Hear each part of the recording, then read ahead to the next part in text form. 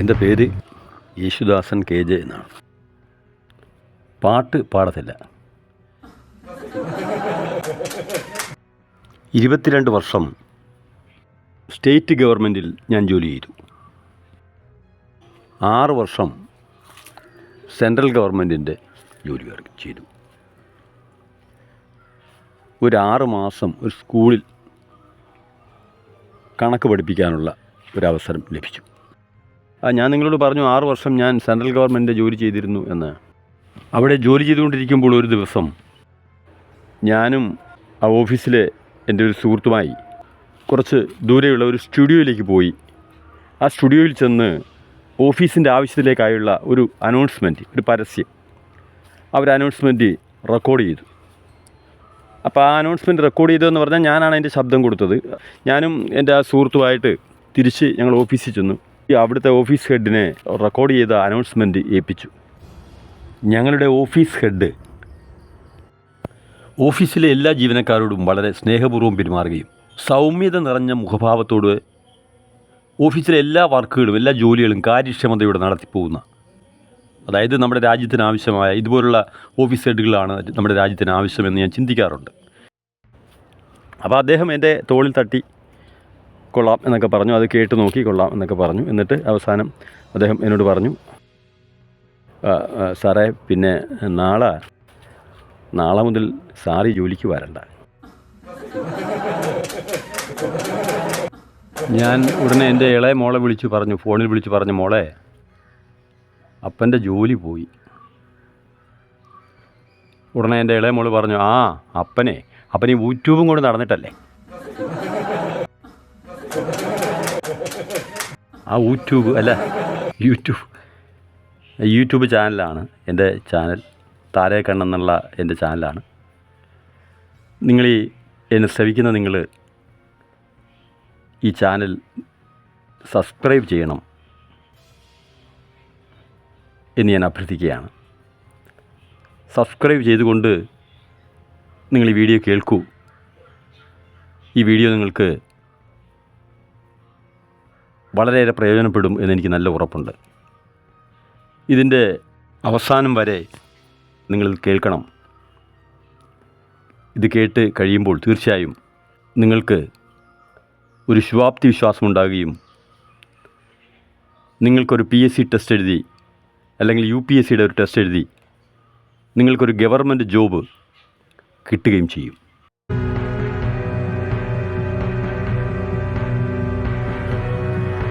എങ്ങനെ ഒരു സർക്കാർ ജോലി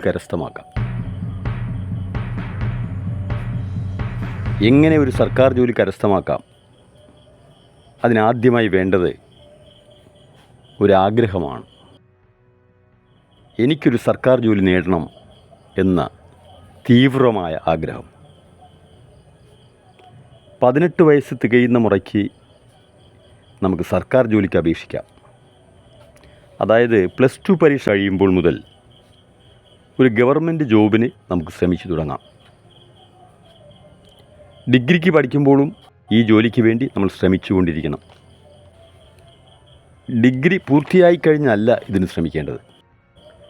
ഡിഗ്രി എടുത്തതിന് ശേഷമാണ് എല്ലാവരും PSC പരീക്ഷകൾ പഠിക്കാനും PSC പരീക്ഷകൾ അറ്റൻഡ് ചെയ്യാൻ ശ്രമിക്കുന്നത്, അല്ലെങ്കിൽ UPSCയുടെ പരീക്ഷകൾ അറ്റൻഡ് ചെയ്യാൻ ശ്രമിക്കുന്നത്. അങ്ങനെയല്ല. +2 കഴിയുമ്പോൾ മുതൽ PSC പരീക്ഷകളുമായി നമ്മൾ പരിചിതരാകണം. PSC ഓഫീസുകളിൽ പോകാൻ പറ്റുമെങ്കിൽ PSC ഓഫീസുകളിൽ പോകണം. അവിടുന്ന് PSC ബുള്ളറ്റിൻ നോക്കണം. അങ്ങനെ തൊഴിൽപരമായ കാര്യങ്ങളുമായി ഒരു ബന്ധം നമ്മൾ സ്ഥാപിച്ചെടുക്കണം.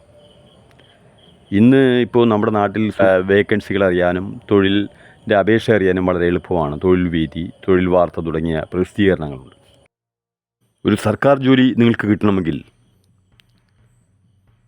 അതിലാദ്യത്തെ പോയിൻ്റ്, അത് കിട്ടാൻ വേണ്ടി ആദ്യത്തെ ഒരു പോയിൻ്റ് എന്ന് പറയുന്നത്, ഒന്നാമത്തെ പോയിൻ്റ് എന്ന് പറയുന്നത്, ഒരു സർക്കാർ ജോലി എനിക്ക് ലഭിക്കണം എന്നുള്ള തീക്ഷ്ണമായ ആഗ്രഹം. A will you have. നിങ്ങൾക്ക് തീക്ഷ്ണമായൊരാഗ്രഹമുണ്ടായിരിക്കണം. എന്താണ് തീക്ഷ്ണമായ ആഗ്രഹം? എങ്ങനെയുള്ള ആഗ്രഹത്തെയാണ് തീക്ഷ്ണമായ ആഗ്രഹം എന്ന് പറയുന്നത്? അതിനുദാഹരണമായി ചരിത്രത്തിലേക്ക് നമുക്ക് പോകാം.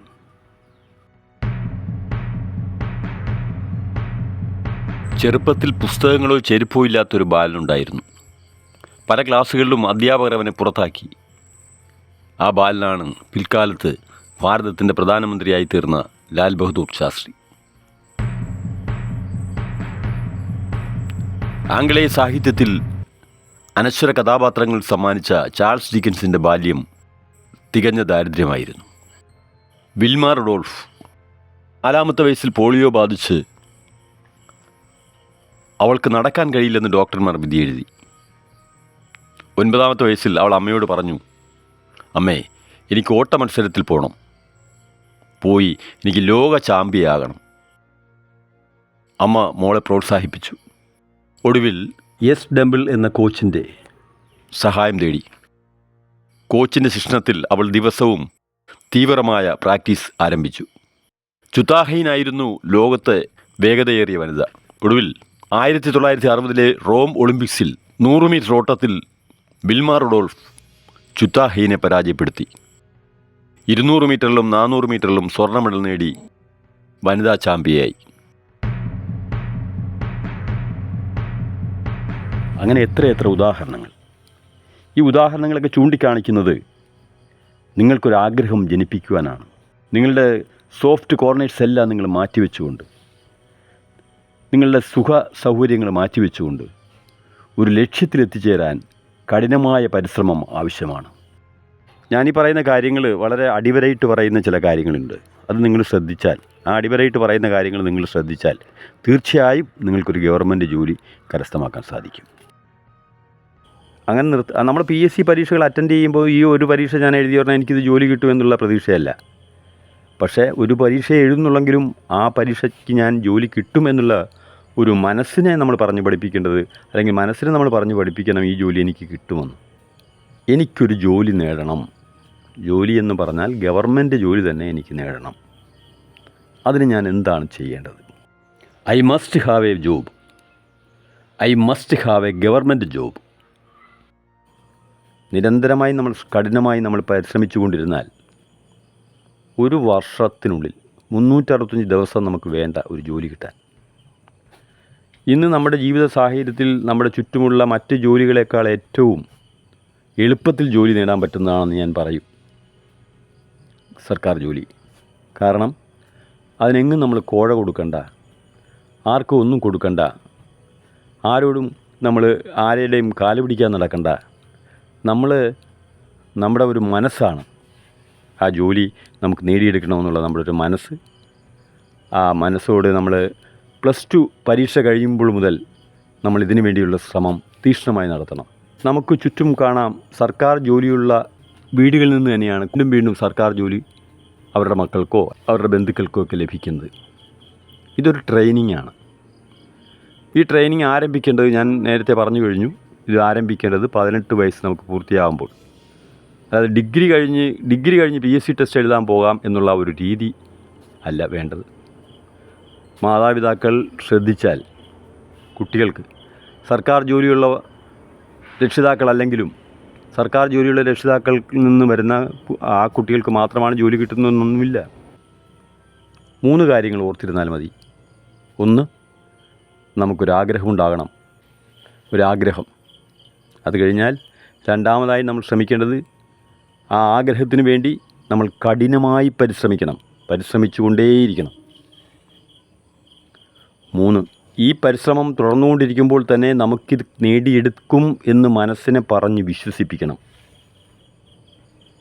ആ 3 കാര്യങ്ങൾ ശ്രദ്ധിച്ചാൽ നിങ്ങൾക്ക് തീർച്ചയായും ഒരു സർക്കാർ ജോലി വളരെ എളുപ്പത്തിൽ കരസ്ഥമാക്കാൻ സാധിക്കും. നിങ്ങളുടെ ആഗ്രഹം വളരുമ്പോൾ,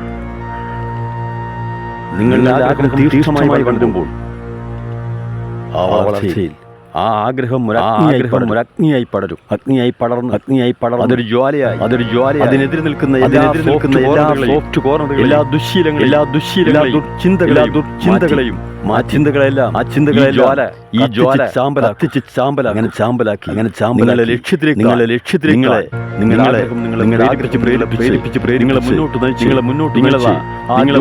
ആ ജോലിയിലേക്ക് നിങ്ങൾ എത്തിപ്പിടിക്കും.